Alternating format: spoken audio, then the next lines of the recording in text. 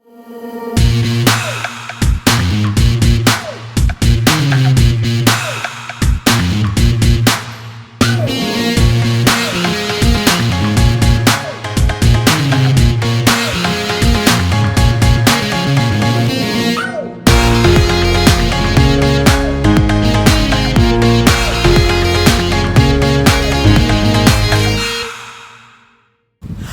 semuanya, pernah nggak sih kita tuh berpikir kayak saya tahu nih olahraga itu penting, tapi kok masih males sih?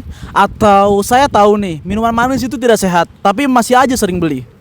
Kalau pernah, tenang, kamu nggak sendirian. Saat ini, dunia kesehatan menghadapi tantangan besar, penyakit kronis seperti penyakit jantung, diabetes, kanker, dan obesitas semakin mendominasi dibandingkan penyakit infeksi. Kondisi ini membuat perilaku sehari-hari menjadi faktor yang sangat menentukan kesehatan seseorang. Di Indonesia sendiri, penyakit jantung masih menjadi salah satu penyebab kematian tertinggi hingga saat ini. Data Kementerian Kesehatan menunjukkan bahwa penyakit jantung menjadi penyebab utama kematian di Indonesia berdasarkan data Global Burden of Disease dan IHME. Selain itu, Indonesia juga menghadapi peningkatan kasus diabetes yang cukup tinggi. Dan juga itu mengkhawatirkan.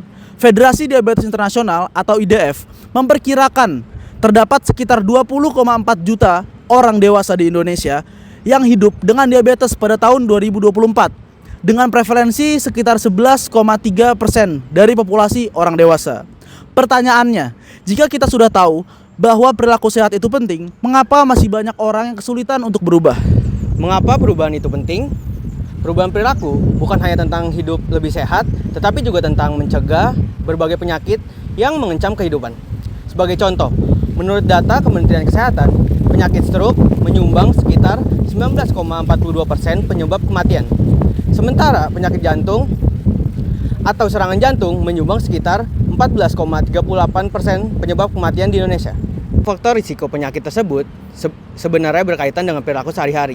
Seperti, yang pertama ada merokok, yang kedua ada kurangnya aktivitas fisik, yang ketiga ada konsumsi gula berlebihan, yang keempat ada pola makan tidak sehat, nah yang terakhirnya ada kurang tidur.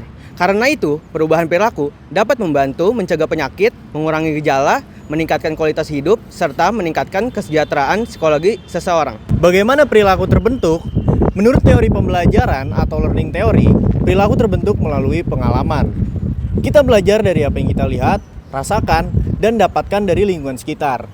Contohnya, seorang anak yang sering mendapat pujian ketika menghabiskan sayur itu akan lebih mungkin mengulangi perilaku tersebut. Nah, selain itu, manusia juga belajar melalui proses meniru atau modeling. Misalnya, anak yang melihat orang tuanya rutin berolahraga, dia akan cenderung memiliki kebiasaan yang sama nantinya. Namun, perilaku tidak hanya dipengaruhi oleh pengalaman. Teori kognitif menjelaskan bahwa pikiran, keyakinan, dan cara seseorang menafsirkan suatu situasi juga berperan besar dalam menentukan perilaku. Nah, karena itu, dua orang yang menghadapi situasi yang sama bisa saja menunjukkan perilaku yang berbeda karena cara berpikir tiap orang atau cara berpikir mereka itu juga berbeda. Baik, selain pikiran dan lingkungan, emosi juga mempengaruhi perilaku seseorang. Kita sering melihat gambar penyakit paru-paru pada bungkus rokok yang bertujuan untuk menimbulkan rasa takut pada seseorang yang membelinya. Namun, pendekatan ini disebut dengan fear pill. Namun, rasa takut itu tidak selalu berhasil membuat orang berubah. Sebagian orang justru mengabaikan pesan tersebut atau berpikir itu tidak akan terjadi pada saya. Karena itu, perubahan perilaku yang efektif tidak hanya menakut-nakuti seseorang. Apa juga ya? Nah, tetapi juga memberikan solusi yang jelas dan realistis agar seseorang itu merasa mampu untuk melakukan perubahannya. Sebelum menutup video ini, ada satu hal penting yang perlu kalian tahu. Sebagian besar penyakit kronis itu saat ini sebenarnya berkaitan dengan perilaku yang dapat dimodifikasi. Bahkan, beberapa penelitian menunjukkan bahwa perubahan sederhana seperti berhenti merokok, berolahraga secara rutin, menjaga pola makan, dan mengelola stres dapat menurunkan risiko berbagai penyakit kronis dengan lebih signifikan. Apa sih artinya? Nah, artinya itu kesehatan bukan hanya ditentukan oleh faktor genetik atau keberuntungan saja, tetapi juga oleh keputusan-keputusan kecil yang kita ambil di setiap harinya.